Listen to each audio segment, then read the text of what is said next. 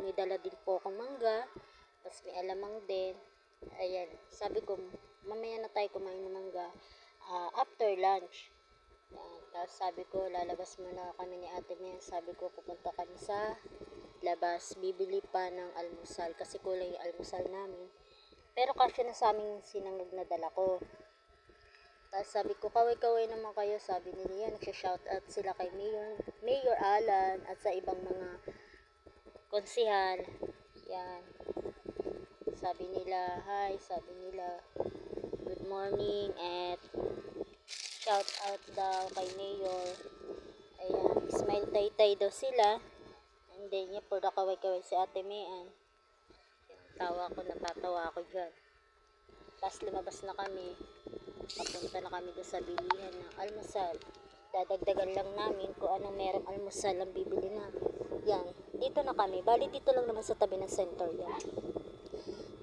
Then, tapos, yan, chichikahan pa kami yan. Tapos sabi niya, ano daw ba gusto ko? Syempre, sabi ko lahat naman yung gusto ko eh. Pero ang binili namin yan, hotdog at pansit. Tapos yan, nakarating na kami ulit sa center. Bali, nag-aalmusal na kami yan. Nagsishare-share kami ng ulam. Kasi syempre bilang isang BHW, hindi tayo dapat magdamot o kahit sino mang taong nakakaharap natin. Yan, for the tawa-tawa si Ate Mia kasi tinatawanan yung ulam kong dalas baboy. Kasi napakaasim daw. Yan, isang babsi naman pakaway-kaway pa. Tapos sabi ko, grabe kayo sa akin ha. Hindi ba masarap yung luto ko? Yan, almusal po tayo guys. Yan, for the kain na hotdog ang ulam tsaka pansit. Tapos after nyan, bumalik kami dun sa sa ginagawa namin dahil sabi namin baka may biglang dumating na pasyenta. Pero waiting naman kami dyan. Opo. Tapos pinapakalala ko, sabi ko, ito nga pala ang president ng Solo Taytay. Solo Parent Taytay. Pero mali pala yung banggit ko. Sabi ko pala, president ng Solo Parent ng Luzon.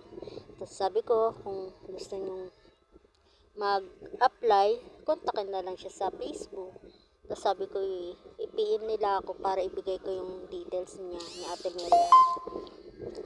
Tapos sabi ko, ito namang isa, sabi ko, kontakin niya sa inuman. Yan, sabi ko, wala namang ibang niya, kundi, sabi ko, kontakin niyo na sa inuman yan. Tapos sabi ko, tapos ayan, for the yan, waiting pa rin kami yan. Thursday duty talaga yan. Tapos ayan, bali, punta kami dito sa office ni Ma'am Nurse. Inasikaso namin mga envelope kasi magugulo, hindi siya naka-alphabetical. Ngayon, ginawa namin, nag-alphabetical kami. In-alphabetical namin yung mga brown envelope ng yung kay doktora ng mga nagpapacheck up sa kanya. Yan.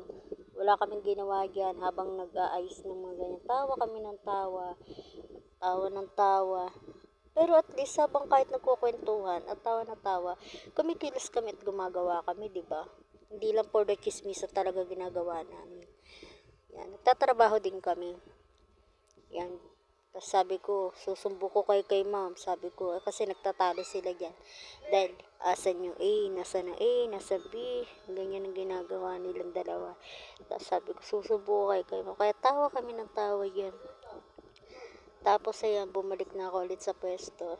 Tapos sabi ko, ayusin na natin na matapos tayo. Tapos yan, patuloy pa rin naman kami nag-ayos ng mga brown envelope. Kasi medyo, marami-rami. Pero natapos din namin yan. Tapos ayan, for the naman kami. Siyempre, bilang isang volunteer, kailangan kumikilos ka. Kahit sabihin mo wala kang allowance, kaya ka nga volunteer, ibig sabihin, kikilos ka. Magtatrabaho ka. Kaya, nakaka-proud na bilang isang volunteer, nahahangaan tayo ng nakakarami. Diba? Dahil hindi naman kasi kailangan na porket volunteer ka, papasok ka lang para tumambay. Bilang isang volunteer, kailangan magtatrabaho ka din. Diba?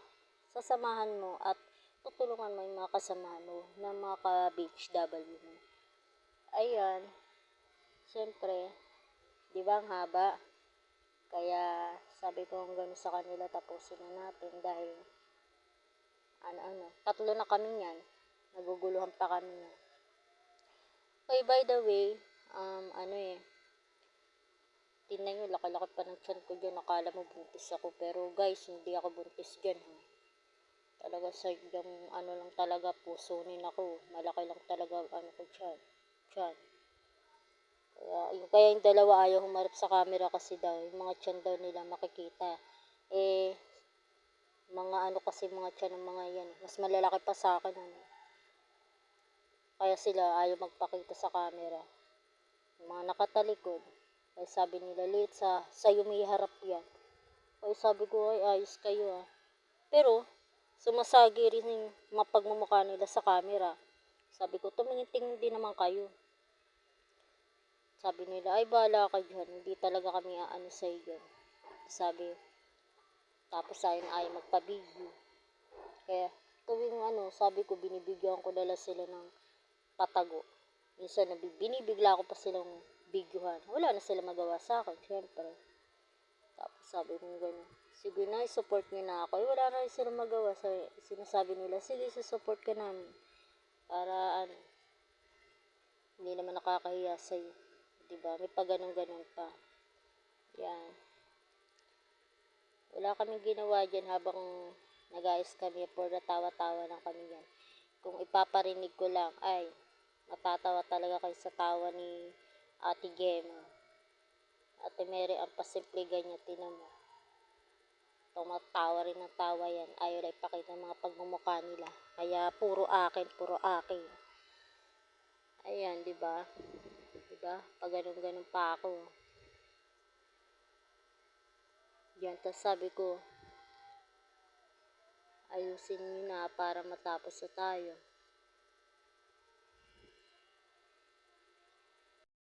Tapos napakainit kasi sa labas, kaya sabi namin, magpaalam tayo kay ma'am, doon tayo sa may aircon para kahit papano malamig-lamig. Yan, tapos sabi nila, oo nga, yun, pumayag naman si ma'am. Thank you ma'am sa pwesto sa office mo. Kasi napakainit po talaga sobra sa labas. Talagang napipil nyo na talaga ang summer. Sa inyo ba, ganyan na rin ba? Napakainit na sobra. Sarap-sarap na mag-swimming guys. Sabi ko mag-swimming nga tayo. Ayan ayan na, nagtatago na naman sila. Medyo nahilo ako dyan, kakaikot ko ng cellphone, camera. Ayan Yan mga envelope para sa ni doktora, mga pasyente ngayon na alphabetical para pagkahanapin, mabilis na lang. Yan, sabi ko, away ka naman dyan, Ate Gemma. Sabi ko, ikaw. Tapos binabati ko yan, sabi ko gano'n. Sabi ko, hoy, kumaway ka. Sabi ko, yan, namura pa ako yan. Tapos, after nun, yan, lunch namin yan. Yan, may itlog na maala, tapos may alamang at mangga. Dinagdagan pa namin yung bumili kami ng gulay na toge ba yun. Tapos yan, nagbalat na ako. Tapos tinimpla ko na yung itlog maalat. Nilagyan ko ng kamatis yan. Inaamay-amay ko, sabi ko parang may amoy. Tapos sabi ni Ate Mian, hugasa ko itong mga kamatis at mangga para maliit. O piniplex ko pa yung itlog maalat. Sabi ko, binabalat-balat ako. Sabi nila, nagugas ka ba ng kamay? Sabi ko nga, baka nga mabash ako kasi baka mamaya sa pagbabalat ko ng itlog maalat, dahil lang yun, mabash ako. Feeling vlogger talaga. Yan, inamoy-amoy ko siya. Ay nako, ang sarap-sarap talaga niya. Favorite ko talaga yan. Gusto ko kasi yan pagka halimbawa kumakain ako, inuulam ko yan. Lalagyan ko talaga ng yan. Kahit wala na kamatis, sibuyas. Ay, sold na sa akin kahit suka, dudurugin ko yan. O kaya kalamansi. Ay, tapos talagyan mo pa sili. Ay, sarap talaga, marami ka makakain. Favorite ko talaga yan. Hindi ako nagsasawa kahit yan, araw-araw ko ulam.